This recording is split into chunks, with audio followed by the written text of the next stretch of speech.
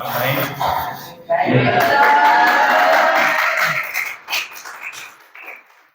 का कार्यक्रम कैसा रहा बच्चे? कोई किसी प्रकार की ऊंच नीच नहीं रही? कोई भेदभाव वाला प्रोग्राम नहीं रहा? मुझे तो लगा रहा कुछ थोड़ा बहुत ऐसा। हाँ राहुल, आपने हाँ बनी है? हाँ जी,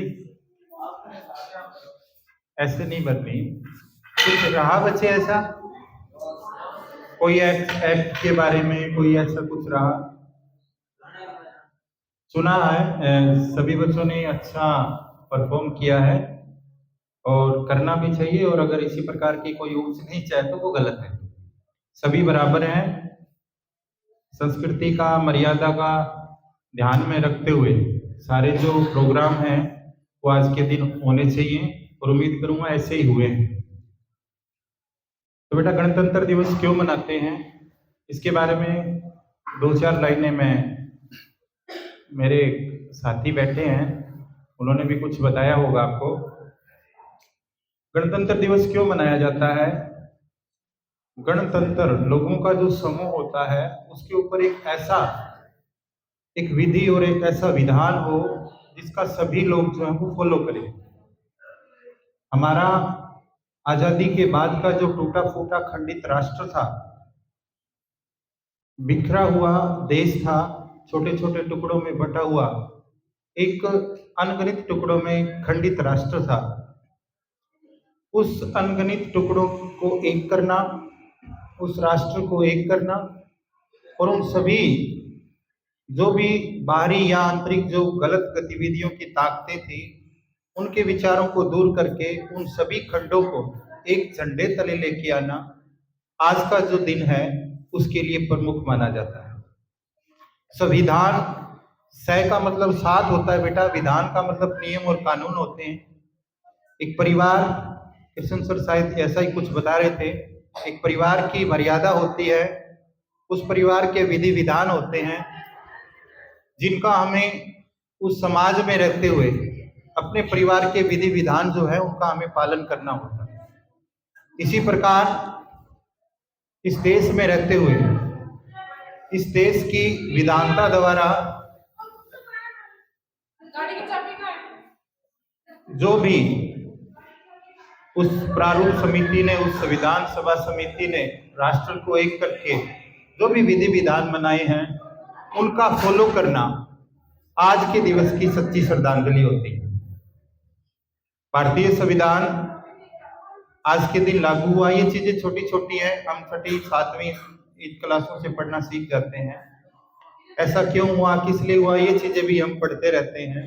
हर क्लास के एसएसटी के सिलेबस में ये बातें आती हैं। लेकिन आज के दिन को मनाना इसीलिए जरूरी है कि हम उस विधि विधान का पालन करें, जो ऐसा विधान जो लागू हुआ जिसने पूरे राष्ट्र को, भारत राष्ट्र को उन टुकड़ों से एक करके राष्ट्र के अंदर एक झंडे तले इकट्ठे होने का संकेत दिया।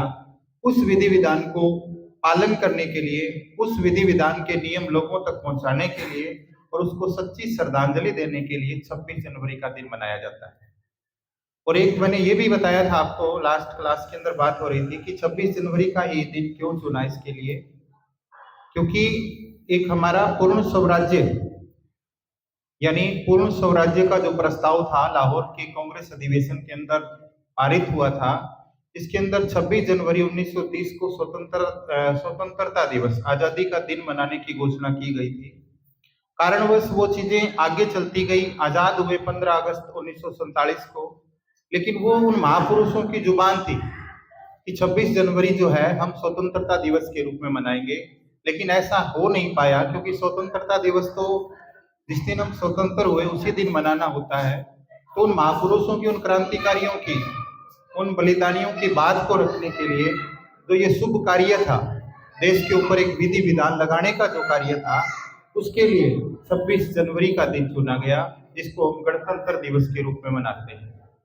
गणतंत्र दिवस की पूरी जो रूपरेखा है भारतीय संविधान की प्रस्तावना की पहली लाइन में हम पढ़ते हैं, प्रभु सत्ता संपन्न पढ़ते हैं, लोकतांत्रिक पढ़ते हैं, धर्मनिरपेक्ष पढ़ते हैं, निरंकुश पढ़ते हैं, गणराज्य पढ़ते हैं।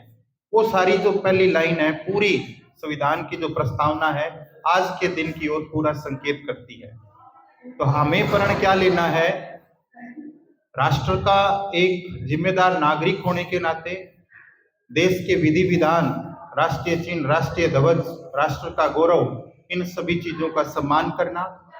दूसरे, जिस संस्था के अंदर शिक्षा ग्रहण कर रहे हैं उसके द्वारा जो विधित नियम और कानून है उनका हमें पालन करना। जिस परिवार से हम संबंध रखते हैं उस परिवार के हमारे जो पूर्वज है उनकी मर्यादा को ध्यान में रख के उनके दिशा निर्देशों के ऊपर चलना।